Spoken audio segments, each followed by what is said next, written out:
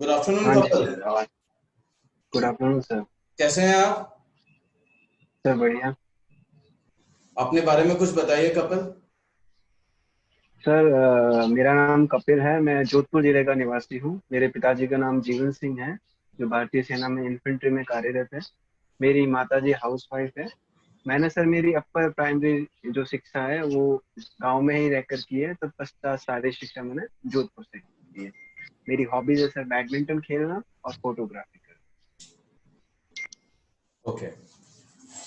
आपके ग्रेजुएशन के विषय कौन से थे? सर मैंने जो मेरे ग्रेजुएशन में हिस्ट्री, पॉलिटिक्स साइंस और इंग्लिश लिटरेचर मेरा subject. Politics science and English literature.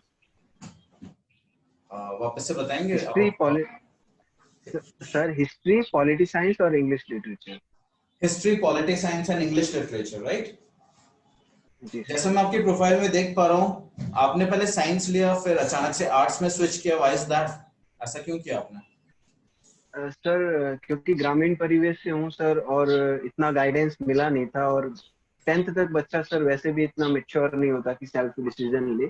तो रिश्तेदारों और घर वालों के कहने से मैंने ये डिसीजन लिया था। लेकिन जब मैंने ये चूज किया तो मुझे ये फील हुआ कि ना तो मेरा इस सब्जेक्ट में इंटरेस्ट है, और ना मैं उसको 100% दे पा रहा था। और बड़ी मुश्किल से पास किया मैंने ट्वेल्थ। उसके बाद में मैंने इसको चेंज किया।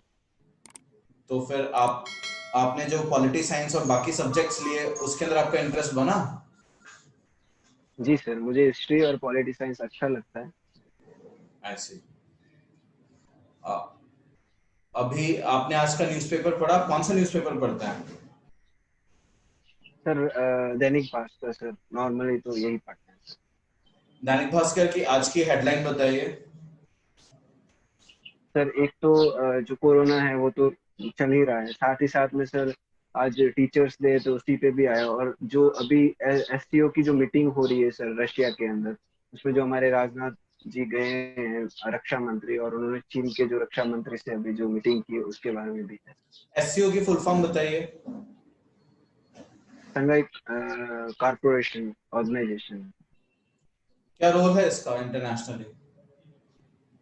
सर ये बेसिकली जो एशियन कंट्रीज है तो इसमें सर इकोनॉमी को लेके भी, और आपस में देश है उनके जो चाहे आर्थिक मुद्दे हो या फिर राजनीतिक मुद्दे हो, उनको एक विश्व हाल ही स्तरीय में या फिर एक लिस्ट इंटरनेशनल जारी हुई प्लेटफॉर्म। है। कपिल, हाल ही में एक लिस्ट जारी हुई है जिसके अंदर बताया गया है कि इंडिया ने टॉप किया है जीडीपी लॉस को लेकर, इकोनॉमी वाइज। क्या आपको मालूम है इस संदर्भ में? सर जो त्रिमासिक जो इकोनॉमी के डाटा जारी किया जाता है उसमें सर हमारी जो ग्रोथ रेट है वो -23%, जो कि स्वतंत्रता के बाद में सर्वोच्च मानी गई है। क्या हालांकि बाकी पूरे देशों से विश्व अधिक में है यही सबसे, है। या फिर बाकी देशों से कम है त्रिमासिक ग्रुप जो हमारा जीडीपी सर है? बाकी देशों से अलग है, अधिक है सर, बाकी अधिक है। देशों से काफी तो अधिक है। मेरे को सीक्वेंस में बताइए वो 5 देश जिनकी सबसे कम होती जा रही है। सबसे ज्यादा तो भारत की है ही, 23.5। उसके आगे बताइए बाकी 4 देश। सर एग्जैक्ट तो नहीं बता सकता, लेकिन सर अमेरिका की काफी इकोनॉमी डाउन हुई है। साथ में सर अमेरिका के साथ में सर यूरोपियन कंट्रीज है, उनकी भी इकोनॉमी काफी प्रभावित हुई है इससे। क्या कारण है भारत में इतनी ज्यादा इकोनॉमी प्रभावित होने का? सर एक तो सर ये कोरोना आया था, उससे पहले भी हमारी जो जीडीपी ग्रोथ रेट थी वो 5% के आसपास आ चुकी थी। और सर दूसरा ये है कि हमारे जो बेसिकली इकोनॉमी में जो ज्यादा रेशियो रहता है वो रहता है सर सेकेंडरी सेक्टर और थर्ड सेक्टर का। अगर इस बार अभी अभी हम वर्तमान में देखें तो सर जो कृषि क्षेत्र है उसमें सर पॉजिटिव ग्रोथ रेट है, लेकिन कृषि क्षेत्र का जीडीपी में इतना रोल ही नहीं है सर। जो सेकेंडरी सेक्टर और थर्ड सेक्टर है उसमें सर स्पेशली सेकेंडरी सेक्टर है जिसमें विनिर्माण और निर्माण है, इसमें इंडिया ने काफी प्रॉब्लम क्रिएट, क्योंकि हमारे आधारभूत स्ट्रक्चर नहीं है हमारे पास। जो सबसे ज्यादा प्रॉब्लम्स है वो पूंजी की प्रॉब्लम्स है। तो हमारे जो उद्यमशीलता है या फिर उद्योग है वो उनकी प्रोडक्टिविटी, उनकी क्वालिटीज नहीं हो रही। साथ में सर जो हमारा जो मेन मार्केट है बाजार है, उसमें इंडो सर चाइना काफी रिलेशन से प्रॉब्लम्स आ इसके रही। ऊपर इम्पैक्ट पड़ा है? जी सर। जो इंडो चाइना रिलेशन है, साइनो इंडिया रिलेशंस, इंडिया और चीन के जी बीच में जी। जो रिलेशंस हैं, क्योंकि आपने पॉलिटिक्स साइंस जी पढ़ा है, थोड़ा सा इंटरनेशनल रिलेशंस भी पढ़ा होगा। क्या उसके कारण जी हमारी इकोनॉमी पे कोई प्रभाव पड़ा है, आपको ऐसा लगता है? जी सर, वो तो हमेशा से ही पड़ रहा है, क्योंकि अगर देखा जाए तो भारत और चीन के जो व्यापारिक संबंध है वो काफी है, क्योंकि इंपोर्ट एक्सपोर्ट काफी होता है। अगर देखें तो पर ईयर जो टोटल दोनों देशों के बीच में जो होता है व्यापार, वो 80 बिलियन डॉलर के आसपास होता है, जिसमें से सर जो 17 बिलियन की हम एक्सपोर्ट करते हैं और बाकी सारा इंपोर्ट करते हैं, तो व्यापारिक घाटा है। आई सी। चाइना के बीच में जो तात्कालिक हालात है, तो आप उसको देखते हुए भी। तो कपिल, 5 कंट्रीज बताइए कोविड 19 से जो सबसे ज्यादा ग्रसित है, सबसे ज्यादा ग्रसित, सबसे ऊपर। सर इंडिया एक है उसमें, एक यूएस है उसमें, दूसरा, तीसरा सर आप सर ऑर्डर में इटली, बताएंगे? फ्रांस। कपिल, ऑर्डर में बताएंगे? सर सबसे एग्जैक्ट तो नहीं अभी, फिलहाल तो इंडिया टॉप पे चल रहा है, और उसके अलावा यूएसए, इटली, फ्रांस भी सर काफी प्रभावित है, लेकिन सर डेथ रेशियो इंडिया में काफी कम है। ऐसे अगर आपको हम एसडीएम बना दें, आप जोधपुर के हैं, जोधपुर ग्रामीण का आपको एसडीएम बना दें, राइट? तो आप, जी अगर आपके यहाँ पर पहला कोविड 19 केस आता है, आपको ऑलरेडी मालूम है कि कोविड 19 ग्रसित हो, मैं फरवरी की बात कर रहा हूँ, जब लॉकडाउन या फिर ऐसी कोई गाइडलाइन भारत सरकार या फिर कहीं भी इंटरनेशनली जारी नहीं करी गई थी, तो आपको मालूम चलता है आपके जिले के अंदर कोविड 19 का केस आ गया है पहला। जी आप एसडीएम है उस जिले के, जी आपका प्लान ऑफ एक्शन बताइए कि आप क्या करेंगे। एंड अगेन मैं सर रिपीट कर रहा हूँ, कोई गाइडलाइंस नहीं इश्यू करी है किसी ने। सर अगर मैं तात्कालिक किसी उपखंड का एसडीएम होता और मुझे पता चलता कि कोविड 19 आया है इंडिया के अंदर या मेरे क्षेत्र के अंदर आया है, तो मैं सबसे पहले, क्योंकि अगर न, अभी आया है तो मुझे ना तो गाइडलाइन का पता है, ना मुझे ये पता है कि इसका जो प्रभाव कितना होगा, या फिर इसका जो कितना फैलेगा, कैसे फैलेगा, इसकी इवन दवाई क्या है ये भी नहीं पता। हमारे जो सुरक्षा कर्मी या स्वास्थ्य कर्मी हैं वो इसको कैसे ट्रीट करेंगे, ये भी प्रॉब्लम आएगी। तो इन सबको देखते हुए एक अच्छा प्लान बना सकते हैं कि जो सबसे पहले जहां पे आया उस एरिया को धारा 144 लगा के या फिर जैसे भी करके तुरंत प्रभाव से उस एरिया को सील करेंगे, ताकि अब जो है आगे ये फैले नहीं। दूसरा लेकिन सर इसमें ये कर जोधपुर सकते हैं, उपखंड में क्योंकि तो कमिश्नरेट सिस्टम है, आई थिंक। जी सर। अगर कमिश्नरेट सिस्टम होता है तो धारा 144 लगाने का अधिकार किसके पास होता सर ग्रामीण क्षेत्र में तो एसडीएम के पास ही रहेगा, वो कमिश्नरेट प्रणाली है, वो सिटी तक ही सीमित है। है? गुड, ग्रामीण में है वो एसडीएम साहब के पास। गुड। फिर आप क्या करेंगे, धारा तो सर 144 लगाएंगे? लगा हाँ, तो उस क्षेत्र को तात्कालिक रूप से सील किया जाएगा। दूसरा, जिसको बीमारी है उसको एडमिट किया जाएगा हॉस्पिटल के अंदर। तीसरा सर ये किया जा सकता है कि उनके जो संपर्क में जितने भी लोग हैं, क्योंकि ये संक्रामक बीमारी है और जल्दी फैलने वाली बीमारी है, ये जनरेशन गैप भी इसका काफी है कि एक आदमी से 3 आदमी तक फैल सकती है, तो उन लोगों को ट्रैक किया जाएगा और उनको क्वारंटाइन किया जाएगा। चौथा सर ये है कि जो हमारे जिले के जो अच्छे डॉक्टर्स हैं उनसे सलाह ली जा सकती है कि जो जिसको रोगी था उसको जो जिला जो हॉस्पिटल है उसी में एडमिट किया जाएगा, ताकि वहाँ के जो डॉक्टर्स हैं वो ठीक है, उचित कदम उठा ठीक है सके। डॉक्टर। चलिए, दैट वुड बी ऑल। मैं नेक्स्ट राउंड ऑफ क्वेश्चनिंग के लिए आपको फॉरवर्ड करता हूँ नेक्स्ट पैनल मेंबर की तरफ। PS ma'am, over to you. नमस्कार कपिल जी। नमस्ते, good morning, good afternoon ma'am. Good afternoon. अभी एक क्वेश्चन में आपने आंसर दिया कि इंफ्रास्ट्रक्चर डेवलपमेंट नहीं है। इंफ्रास्ट्रक्चर डेवलपमेंट इंडिया क्यों नहीं कर पा रहा है? सर मैम बहुत सारी इसके लिए रीजंस है। पहला रीजन तो ये है कि हमारे पास जो सबसे ज्यादा कमी है वो पूंजी की है बेसिकली, क्योंकि पूंजी नहीं होगी तो आपके पास श्रम होगा, आपके पास लैंड होगा, आपके पास लेबर होगा, लेकिन आपके पास पैसे ही नहीं है तो आप इंफ्रास्ट्रक्चर नहीं कर सकते। दूसरा ये है कि ए वेट ए मिनट, पास जो श्रम है। जी जी मैम। Wait a minute. आप कह रहे हो कि कैपिटल नहीं है। कैपिटल तो आर्मी पे और सब पे बहुत खर्च की जाती है, सिक्योरिटी फोर्सेस के उसके बिहाफ पे बहुत खर्च की जाती है। कैपिटल तो है, मतलब कमी है, बट ऐसा है कि इंफ्रास्ट्रक्चर का सेक्शन ही क्यों नहीं ध्यान दिया जा रहा है? मैम 91 के जो रिफॉर्म हुए थे उसमें ये था कि जो प्राइमरी सेक्टर था हमारा, जो कृषि सेक्टर था, उसमें से हमने सीधा जो हमारा तीसरा जो सेवा क्षेत्र है उसमें जंप कर लिया था। तो आज हम देखें तो हमारा थर्ड सेक्टर बहुत अच्छा काम प्रोसेस अच्छा है उसका, लेकिन जो सेकेंडरी सेक्टर है उसमें हम इतना डेवलप नहीं कर पाए, स्पेशली विनिर्माण में। क्योंकि मैम अगर अच्छी कंट्रीज के देखें तो जीडीपी में विनिर्माण का जो रेशियो है वो 25% प्लस रहता है, हमारा आज भी 15% के आसपास अटका हुआ है।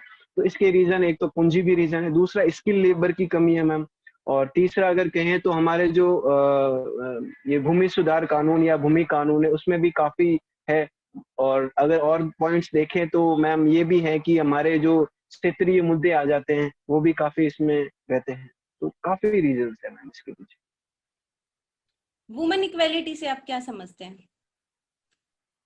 मैम वुमेन इक्वलिटी, महिलाओं को हर क्षेत्र में बराबर का दर्जा मिलना चाहिए, वो शिक्षा हो, स्वास्थ्य, या फिर उनका घर के अंदर हो, या फिर नौकरियों में हो, या फिर समाज में उनकी स्थिति हो, हर क्षेत्र में वो पुरुषों के समान रहे। वुमेन इक्वेलिटी के लिए बहुत सारे मूवमेंट चले, अफ्रीका में चला, सब जगह, अमेरिका में चला, क्या उसके बावजूद इंडिया लाइक कि वो चीज मिल पाई है जो अपन इन जो हम लोग कागजों में बात करते हैं, जो हम थ्योरीज में बात करते हैं, कि वाकई वुमेन इक्वेलिटी मिल पाई है? मैम स्वतंत्रता से पूर्व से ही अगर भारतीय पुनर्जागरण देखे तो उस समय से ही हमारे महिलाओं की स्थिति में, अगर प्राचीन समय में देखे तो महिलाओं की स्थिति काफी अच्छी थी, लेकिन मध्यकाल में आते आते उनकी स्थिति काफी हुई। लेकिन हमारे जो स्वतंत्रता से पहले से ही लोगों ने इसके लिए प्रयास किए, क्योंकि हमारा देश 1950 में स्वतंत्र हुआ था, और उस समय से लेकर वर्तमान 70 साल में सरकार ने भी बहुत कोशिशें की, और इस पे निरंतर मैम प्रयास जारी है। मैं ये नहीं कह सकता कि अभी पूरी ओके, स्थिति है। ओके। हिस्ट्री में आपका फेवरेट टॉपिक क्या है? मैम मुझे राजस्थान हिस्ट्री पढ़ना ज्यादा पसंद है। राजस्थान हिस्ट्री के बारे में, स्पेशली राजस्थान का जो हिस्ट्री है, उसका इतिहास है, कल्चर है, इसके बारे में। ओके, जो 1857 की क्रांति हुई थी राजस्थान में, कहाँ से शुरू हुई थी? तो मैम नसीराबाद से हुई थी, मैम नसीराबाद चावली से। ओके, उसका तत्कालिक कारण क्या था? मैम तात्कालिक कारण ये था कि जो उस टाइम जो एजीजे थे, जॉर्ज पैट्रिक लॉरेंस साहब थे, अजमेर में उनका कार्यालय था। तो वहां पे जैसे ही मेरठ वगैरह में सूचना मिली कि क्रांति हुई, तो यहाँ पे भी एजीजे को ये दिया गया कि आप अपने क्षेत्र को कंट्रोल करें। पर वहां से जो ma'am.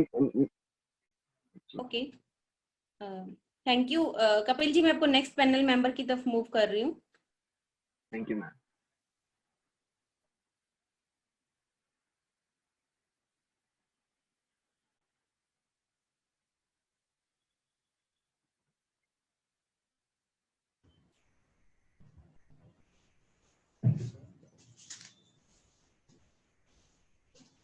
Good afternoon sir.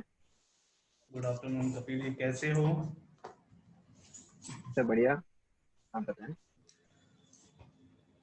Kapil जी, आपके ग्रेजुएशन में क्या क्या सब्जेक्ट थे? सर हिस्ट्री था, पॉलिटी साइंस था, और इंग्लिश लिटरेचर। ठीक है। आपके पास पॉलिटिकल साइंस था ग्रेजुएशन के दौरान, जी तो राजनीति विज्ञान को विज्ञान क्यों कहते हैं? सर अलग अलग थ्योरीज है इसमें, कि कुछ लोग इसको आर्ट्स कला मानते हैं, कुछ लोग इनको विज्ञान। लेकिन राजनीति विज्ञान में ऐसे सिद्धांत भी है कुछ कि उनके आधार पर आप भविष्यवाणी कर सकते हैं, या फिर थ्योरीज ऐसी है कि जिसके आधार पर आप अनुमान लगा सकते हैं, और लगभग कभी कभी वो अनुमान सटीक होते हैं, क्योंकि विज्ञान में अनुमान लगाए जाते हैं और अनुमानों के आधार पर रिजल्ट भी अच्छे आते हैं, इसलिए इसको राजनीति विज्ञान। ठीक है। राजनीति विज्ञान का जनक किसे कहा जाता है? राजनीति विज्ञान का जनक मुझे सही से याद नहीं, लेकिन शायद अरस्तु को, अरस्तु, या इसके बारे में जानकारी। ठीक है, अरस्तु को ही कहा जाता है। तो ये बताइए, अरस्तु को राजनीति विज्ञान का जनक क्यों कहा जाता है, प्लेटो को क्यों नहीं कहा जाता? सर अरस्तु प्लेटो के शिष्य थे अरस्तु, जिन्होंने सर बहुत सारी थ्योरीज दी थी कि राज्य, एक अच्छा राज्य होने के नाते उसमें क्या क्वालिटीज होनी चाहिए, जो पावर है वो किसके हाथ में होनी चाहिए, राजा कितना शक्तिशाली होना चाहिए, डिवाइडेशन किया था अलग अलग। उस टाइम भी उसने शक्तियों के पृथक्करण तक की बात की थी। साथ में उसने मध्यम मार्ग की भी बात की कि आप कैसे मिडिल पाथ पे चल के आप जो है अच्छा प्रशासन कर सकते हैं। तो इस आधार पर उसको। ठीक है, आप ये बताइए कि कार्ल मार्क्स की जो थ्योरी थी वो गांधी की थ्योरी से किस तरीके से अलग थी? सर कार्ल मार्क्स ने ये कहा था कि जो उनका जो साध्य और साधन है, कि जो साध्य है वो जो है, जो बुर्जुआ वर्ग है और दूसरा जो सर्वाहारी वर्ग है उसके अंदर जो है, तो उन्होंने बोला कि जो श्रमिक वर्ग है वो उनको इक्वलिटी चाहिए, चाहे उसके लिए वो क्रांति करे, चाहे वो उसके लिए लड़ाई करे। तो साध्य जो उनका है उसको पाने के लिए जो उसका साधन है वो किसी भी प्रकार का हो सकता है, हिंसक हो सकता है, कैसे भी। इसके उल्टा गांधी जी ने ये कहा कि आपका साध्य और साधन दोनों पवित्र होना चाहिए। जब तक साधन पवित्र नहीं होगा तब तक साध्य भी पवित्र नहीं होगा। ठीक है, तो इसीलिए उन्होंने अहिंसा। ठीक है, मार्क्सिज्म ये कहता है कि मार्क्स की थ्योरी है साम्यवाद की थ्योरी, जबकि गांधी जी समानता की बात करता है। क्या अंतर है इन दोनों में?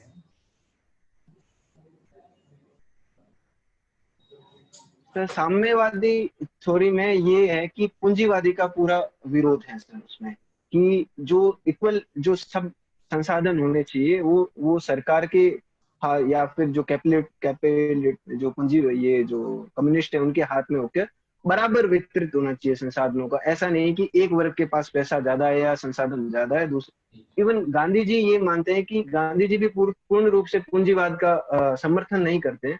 वो बोलते हैं समानता होनी चाहिए, और समानता के साथ साथ आप हर क्षेत्र को उचित मौके दे, और किसी भी ऐसा नहीं है कि पूंजीवादी वर्ग का आप पूर्ण रूप से दमन करें, या फिर जो है जो सर्वाहारी वर्ग है या फिर बुर्जुआ वर्ग है उनमें एक मध्यस्थता के साथ में काम किया जा सकता है।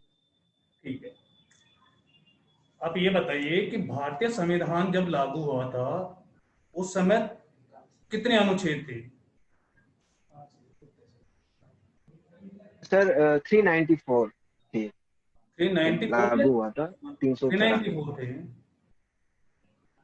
वर्तमान में कितने जी हैं? सर। सर मूल तो उतने ही है, लेकिन समय समय पर उसमें संशोधन करके आरटी अनुच्छेदों के अंदर ही अनुच्छेद को ऐड किया गया है। तो अब उनकी संख्या बढ़ गई है। ठीक है, वैसे तो उतने ही है। आप ये बताइए भारतीय संविधान का सबसे अच्छा पार्ट कौन सा है? सर मैं अगर देखूं तो भारतीय संविधान पूरा ही मुझे बहुत अच्छा लगता है। मेरी काफी रुचि रहती है संविधान को पढ़ने में, और बहुत ही बैलेंस संविधान मानता हूं मैं इसमें। सारे पार्ट्स में बहुत ही अच्छे हैं, चाहे वो फंडामेंटल राइट्स हो, या फिर नीति निर्देशक तत्व हो, या फिर केंद्र और राज्यों के बीच में जो संबंध है वो भी अच्छे हैं इंडिया के अंदर। तो मैं, बट इनमें से अगर एक चूज करना पड़े ठीक तो है, मैं आप ये फंडामेंटल राइट्स। बताइए कि अभी हाल ही में कोरोना में जो कोविड-19 का काल रहा है ये, तो क्या इससे केंद्र और राज्य के संबंधों पर प्रभाव पड़ा है? बिल्कुल सर, पड़ा है केंद्र राज्य संबंध के बारे में। क्योंकि सर 3-4 महीने का लॉकडाउन था, तो उसमें सर राज्यों के पास इनकम नहीं आएगी, क्योंकि अगर बंद रहेगा तो उनके पास पैसे कहाँ से आएंगे। अगर पैसे नहीं आएंगे तो वो अपना शासन कैसे चलाएंगे। तो वो केंद्र सरकार पर निर्भर हो जाते हैं। और अगर टाइम पर केंद्र सरकार से फंडिंग नहीं मिलेगी आपको, तो आप अपना जो राज्य के काम काज योजनाएं कैसे क्रियान्वयन करेंगे। तो उसको लेके काफी है, राज्य डिमांड कर रहे हैं पैसे का, लेकिन केंद्र समय पे वो दे नहीं पा रहा है, या फिर जो भी है सर। ठीक है, अब राजस्थान की जो वर्तमान राजनीतिक अवस्थिति है उसमें जोधपुर की क्या भूमिका है? सर हमारे जो माननीय मुख्यमंत्री साहब है वो जोधपुर के हैं, और उन्होंने अभी जो तीसरी बार राजस्थान के मुख्यमंत्री बने हैं। साथ ही सर पश्चिमी राजस्थान का जोधपुर जो है एक महत्वपूर्ण क्षेत्र है, जहाँ से जो कांग्रेस के काफी विधायक भी आए हैं, और यही है सर उनका योगदान। बाकी हमारे अगर केंद्रीय स्तर पर देखें तो जल शक्ति मंत्रालय के मंत्री है गजेंद्र सिंह जी, ठीक वो है, भी जोधपुर से आते हैं। राजस्थान के पंचायती राज के समक्ष कौन कौन सी वर्तमान में चुनौतियां हैं, बताइए। सर चुनौतियों की तो सर जैसे ही 73वां 74वां संविधान संशोधन किया था, उसके बाद में जो तृतीय स्तर बनाया था, तो उसमें सर ज्यादा समय नहीं हुआ, लेकिन समय समय पर सरकार इसमें काफी सुधार कर रही है। और लोगों में, क्योंकि ये ग्रामीण क्षेत्र से जुड़ा हुआ क्षेत्र है, तो गांव में सर अभी भी लोगों को जागरूकता नहीं है इसमें, क्योंकि शिक्षा का स्तर भी देखें तो राजस्थान थोड़ा सा पिछड़ा है, और महिलाओं की शिक्षा की बात करें तो भी पिछड़ा है।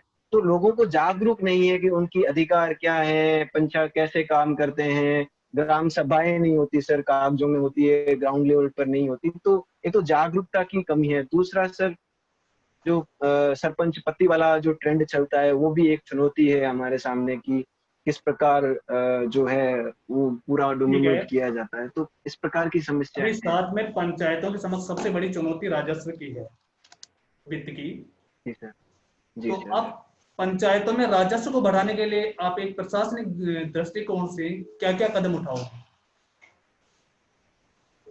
सर क्योंकि अगर प्रशासनिक अधिकारी होता हूँ, तो जो भी सरकार की योजनाएं होती है उसको सही तरह से अपने उपखंड में इम्प्लीमेंट किया जा सकता है। अगर मैं मानता हूँ उन योजनाओं को सही तरीके से इम्प्लीमेंट किया जाए, तो सर कोई भी गांव होगा वो उसका विकास पूर्ण रूप से हो जाता है। सर जो हकीकत जो समस्या यही है कि सरकार की जो जो जितनी भी योजनाएं हैं वो ग्राउंड लेवल पर है ना, उसका सही रूप से एग्जीक्यूट नहीं हो पा रही है सर। ठीक है, राजस्थान लंबे समय से विशेष राज्य के दर्जे की मांग कर रहा है, तो क्या राजस्थान की मांग सही है? सर अगर देश का देखें तो बहुत सारे राज्य हैं जो विशेष राज्य की मांग करते हैं, क्योंकि ये स्वाभाविक होता है। कोई भी राज्य अपना पूर्ण रूप से ज्यादा विकास करने के लिए विशेष राज्य का अगर आपको दर्जा मिलता है, तो उसमें आपको काफी वित्तीय और सहायता मिल जाती है केंद्र सरकार से। तो ये हर राज्य चाहेगा कि उसको विशेष राज्य का दर्जा मिले, ताकि वो अपने राज्य का डेवलपमेंट कर सके। और राजस्थान में सर काफी समस्याएं भी है। पश्चिमी राजस्थान तो मुख्य रूप से उधर बहुत सारी समस्या है, जिसका अभी प्रयास किया जा रहा है और टाइम भी लगेगा। तो उसके लिए मैं ये मानता हूँ अगर मिलता है आर्थिक रूप से पैकेज मिलता है सरकार की तरफ से, तो ये अच्छा अच्छा होगा। अच्छा, ये बताइए, जो विशेष राज्य होते हैं वो केंद्र सरकार की तरफ से उनका वित्तीय विवरण क्या होता है, वित्तीय बंटवारा? सर इसके बारे में एग्जैक्ट तो नहीं बता पाऊंगा, लेकिन मैं प्रयास कर सकता हूँ कि उनको सर जो है वो अधिक वित्त आवंटन किया जाता है। शायद अनुच्छेद 275 और 282 में कुछ ऐसे प्रावधान है कि उनको जो जो फंडिंग होती है, एक में सर होता है कि जिसमें राज्य केंद्रित योजनाओं के लिए ही फंडिंग मिलती है, और एक में मिलता है कि जो राज्य केंद्र उनको पैसा देता है, राज्य अपनी इच्छा से किसी योजनाओं में उनको लागू कर सकती है। तो फंडिंग ज्यादा मिलती है सर केंद्र सरकार की तरफ से। ठीक है, आप ये बताइए कि आईक्यू और ईक्यू जैसे शब्द होते हैं, ऐसे एक शब्द होता है पीक्यू, पोटेंशियल क्वोशेंट। क्या होता है पीक्यू? इसके बारे में सर जानकारी हो? ईक्यू के बारे में? सर जानकारी नहीं है, माफ कीजिए इसके बारे ठीक है, मेरा अंतिम क्वेश्चन है आपसे, आप सफलता को एक लाइन में कैसे डिफाइन करोगे?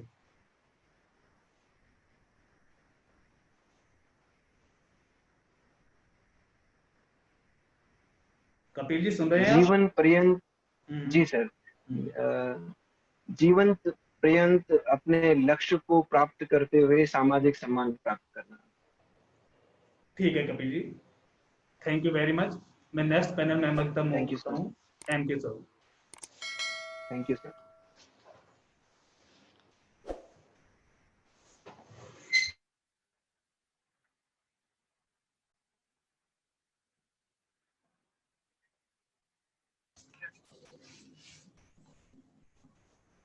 नमस्कार Kapil ji. Good afternoon sir. Very good afternoon. Kapil ji, आपकी हॉबी क्या है? सर मेरी हॉबी बैडमिंटन खेलना है, उसके साथ फोटोग्राफी करना है। ठीक है। बैडमिंटन कौन से लेवल तक खेले हैं आप? सर मैं एज ए प्रोफेशन कभी बैडमिंटन को ले लिया, लेकिन मैंने एक लंबे समय तक 5-7 साल तक मैंने 8th क्लास के बाद कंटिन्यू में बैडमिंटन खेलता। ठीक है। आउटडोर गेम है या इंडोर गेम है बैडमिंटन? सर इंडोर गेम है, इंडोर। ठीक है। नेट जो होता है बैडमिंटन में, उसकी स्टैंडर्ड साइज कितनी ऊंचाई पर होता है, हाइट कितनी होती है उसकी? 5 फीट होती है, 5। और जो ग्राउंड होता है उसमें सिंगल्स और डबल्स में विड्थ कितनी रहती है? सर समझा नहीं मैं। ग्राउंड की जो चौड़ाई होती है वो सिंगल्स में कितनी रहती है और डबल्स में कितनी रहती है? सर जो ग्राउंड की वैसे जो 6 मीटर चौड़ा होता है और 13 मीटर लंबा होता है, उसमें जो डबल लाइन होती है और एक सिंगल लाइन होती है। तो सिंगल में जो कोर्ट होता है वो सिंगल लाइन तक होता है, और डबल में वो दो डबल लाइन तक उसमें होता है।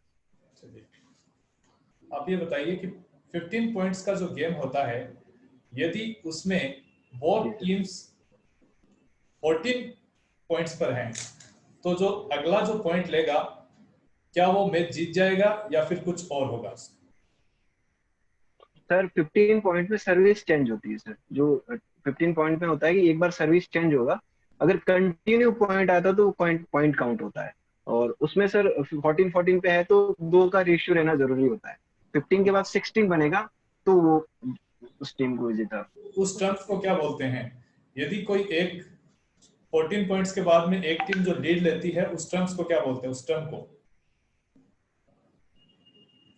सेट पॉइंट या फिर गेम पॉइंट सर आता है। 15 लेने के बाद अगला जो पॉइंट आता है वो गेम पॉइंट या सेट पॉइंट होता है। बैडमिंटन में लव क्या चीज है? जी सर। लव एक वर्ड यूज किया जाता है बैडमिंटन में। सर समझ नहीं पा रहा आपका क्वेश्चन। एक टर्म यूज किया जाता है बैडमिंटन के स्कोरिंग में, लव। इसका क्या मतलब है? 0-0 होता है सब तब ठीक है। उसमें। ब्लैक ब्लैक बैक फ्लिप क्या होता है? सर जब आप ज्यादातर यूज सिंगल में होता है, जब आप एकदम से आगे नेट के आगे खेल रहे हो और एकदम से पीछे अगर सटल जाती है तो क्विक मोमेंट में आप उल्टे जाते हुए जब रैकेट से ड्रॉप करते हैं तो उसको बैक फ्लिप बोलते हैं। बैडमिंटन को प्रमोट करने वाली स्टेट, इंडिया और वर्ल्ड लेवल पे ऑर्गेनाइजेशन कौन सा है?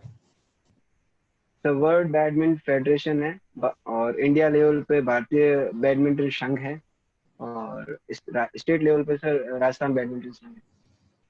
ठीक है। बैडमिंटन के कितने इंटरनेशनल ग्राउंड है राजस्थान में? तो जयपुर में है एक, और जहाँ पे सर एग्जैक्ट मेरे को इंटरनेशनल ग्राउंड्स का तो नहीं पता, लेकिन ग्राउंड का पता है कि एक तो जयपुर में है सर, जोधपुर में भी एक है, और एक कोटा में सर काफी ओपन टूर्नामेंट्स होते हैं, तो मुझे इतना पता है। ठीक है Kapil ji, next round of question के लिए नेक्स्ट पैनल मेंबर तरफ मूव करूंगा मैं।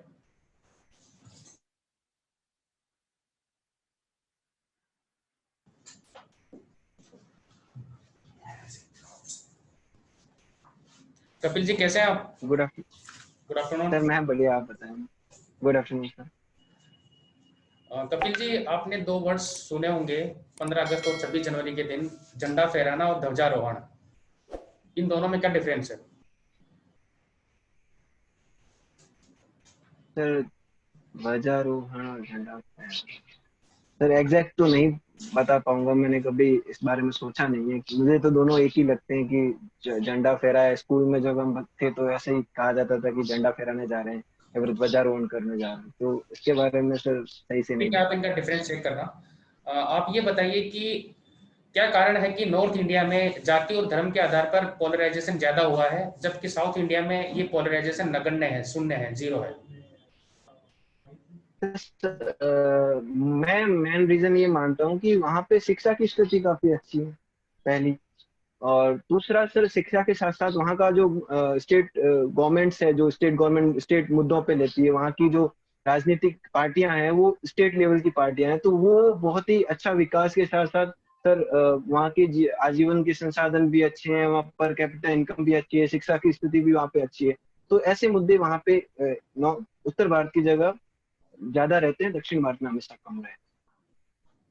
क्या आपको ऐसा नहीं लगता है कि वहां पे धर्म और जाति से ज्यादा महत्वपूर्ण भाषा है, लिंग्विस्टिक सर बिल्कुल आइडेंटिटी? बिल्कुल बताइए। सर, भाषा भी वहाँ का एक है, महत्वपूर्ण है, भाग है। लेकिन भाषा के साथ साथ ये भी मैं मानता हूँ कि शिक्षा भी एक बहुत ही ज्यादा रहता है। अगर आप अच्छे शिक्षित हैं तो तो आपको अगर शिक्षा प्राप्त। शिक्षा और लिंग्विस्टिक आइडेंटिटी में प्रायोरिटी देनी हो तो आप किसको देंगे? सर मैं शिक्षा को दूंगा। अगर शिक्षा की स्थिति यहाँ पे अच्छी की जाए उत्तर भारत में, तो अब इसमें काफी फायदा होगा, ऐसे कम्युनल हार्मोनी नहीं होगी। ठीक है। कोरोना से पहले और कोरोना के बाद में इंडियन इकोनॉमी में क्या मेजर चेंजेस आए हैं मैक्रो लेवल पे? सर बहुत सारे चेंजेस है। कोरोना से पहले इतनी हालत खराब नहीं थी, हालांकि हमारी इकोनॉमी थोड़ी सी कमजोर थी, लेकिन अब तो सर बहुत ज्यादा इम्पैक्ट पड़ा है, क्योंकि 4-5 महीने के इस लॉकडाउन के दौरान हमारे जो इकोनॉमी भी सेक्टर और थर्ड। इकोनॉमिक स्लोडाउन और इकोनॉमिक रिसेशन के संदर्भ में बताइए।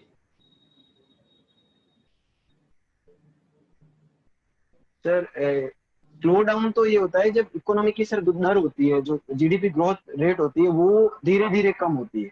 और जो स्लो डाउन में ये होता है, और रिसेशन में मंदी आ जाती है, एकदम से बहुत ही ज्यादा कम हो जाती है। और जब मार्केट के अंदर जो पैसे का जो फ्लो है वो बिल्कुल भी बाधित हो जाता है सर। मार्केट के अंदर पैसे का फ्लो नहीं होगा तो वो बहुत ही मंदी आ जाती है, इकोनॉमिक लोगों के पास स्लोडाउन पैसा कर।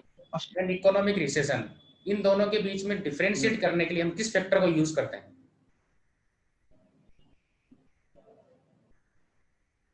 सर इन्फ्लेशन भी देख सकते हैं, और स्टेगफ्लेशन भी होता है कि इन्फ्लेशन की दर कितनी है, और उसके ठीक साथ है, में आप ये बताइए कि क्या है। अगर 2 क्वार्टर्स में लगातार नेगेटिव ग्रोथ हो इंडियन इकोनॉमी में, तो उसको क्या कहेंगे, स्लो डाउन और रिसेशन? सर इसके बारे में पूर्ण रूप से तो जानकारी नहीं है, लेकिन 2 क्वार्टर में 3 क्वार्टर में होता है तो रिसेशन आता है। 2 क्वार्टर का सर एग्जैक्टली नहीं बता ठीक पाऊंगा, है। जानकारी नहीं। ठीक है, अभी कल की न्यूज है कि पबजी को बैन कर दिया गया है, उसके साथ में 118 चाइनीज जो एप्स है उनको बैन कर दिया गया है। तो पबजी जी सर। को डेवलप करने वाली कंपनी का नाम बताइए। सर नाम, कंपनी का नाम तो सर मैंने कभी खेला नहीं है पबजी, ना मेरा गेम्स में इतना इंटरेस्ट रहा है कि अ, ये जीके का मैं क्वेश्चन है इतना सर। जानकारी। बाकी सर ये चाइना का एक कंपनी है, कोरियन कंपनी के साथ इनका टाई अप था, ऐसा कुछ है सर। ओके। चाइना के शेयर इसमें काफी थे इसमें। ब्लू ब्लू होल कंपनी के बारे में सुना है आपने? Blue hole. माफ कीजिए सर, नहीं सुना। ओके, ठीक है। आप ये बताइए कि कोरोना टाइम के दौरान आपके अंदर कौन सा एक मानवीय गुण विकसित हुआ है?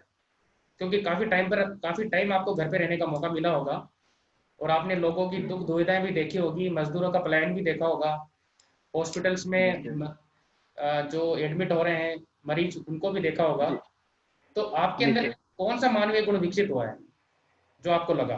सर सर एक तो संवेदनशीलता। मैं ऐसा नहीं कहूंगा कि एकदम से अभी विकसित हुई, मेरे में पहले भी संवेदनशीलता थी। दूसरा सर, परिवार पूरा गांव में रहने के बाद में जो गांव में और सिटी में जो डिफरेंस है वो एक लंबे समय तक, क्योंकि मैं वैसे ग्रामीण पृष्ठभूमि से हूँ, लेकिन एक 5-6 महीने लंबे लंबे समय तक रहना, बिल्कुल बाहर नहीं जाना, परिवार वालों से मिलना, तो संयुक्त परिवार की जो है इम्पोर्टेंस भी पता चली है इसके साथ में। ठीक है। आप ये बताइए कि नॉर्थ ईस्ट और JNK में जो हम अलगाववाद और आतंकवाद देखते हैं, क्या वो स्टेट स्पॉन्सर्ड हैं दोनों? सर मुझे ये लगता है कि जो जम्मू कश्मीर में जो अलगाववाद या आतंकवाद था, ये हमेशा से ही स्पॉन्सर्ड था पाकिस्तान की तरफ से। क्योंकि जम्मू कश्मीर की अगर राजनीति देखी जाए तो वहाँ का जो पहले 370 हटने से पहले की जो राजनीति थी वो पूर्ण रूप से अलगाववाद पर आधारित थी। वो और नॉर्थ ईस्ट, ठीक है, राजनीति। JNK हो गया, नॉर्थ ईस्ट। जी सर। सर नॉर्थ ईस्ट में ये है कि वहां पे सर जो जनजातियां रहती है वो आदिम जनजातियां रहती है, तो उनको एक्चुअली शिक्षा से जो हमने स्वतंत्रता के बाद उनसे वादे किए थे कि हम वहाँ पे जो विकास करेंगे वो हम पूर्ण रूप से उधर कर नहीं पाए। तो वहाँ पे प्रॉब्लम सर शिक्षा की है। शिक्षा नहीं है तो लोगों को आसानी से वहां पर बरगलाया जा सकता है। ऐसे ऐसे ही हम जो ये नक्सलवाद देखते हैं सर, जो झारखंड में, छत्तीसगढ़ में, उसके पीछे भी यही है कि वहां पे लोगों को ऐसा लगता है कि हाँ।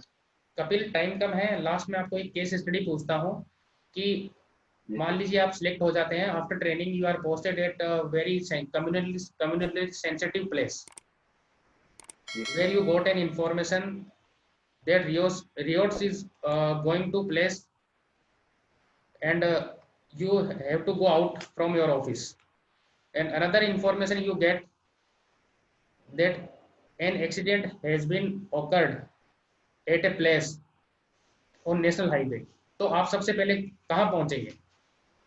सर मैं पहला वाला सुन नहीं पाया सर, पहला जो कंडीशन आपने बताई। मतलब कि एक आपको इंफॉर्मेशन मिलती है कि कहीं पे दंगे होने वाले हैं, सांप्रदायिक तनाव बढ़ गया है, दंगे होने वाले हैं, आप वहां पे निकलने वाले हैं उस जगह के लिए, तभी आपको इन्फॉर्मेशन मिलती है कि दूसरी जगह एक्सीडेंट हो गया है, ग्रामीणों में काफी आक्रोश है, उन्होंने हाईवे को ब्लॉक कर दिया है। जी। तो आप दोनों सिचुएशन को एक साथ कैसे टैकल करेंगे और अपनी फिजिकल प्रेजेंस कहाँ पे देंगे?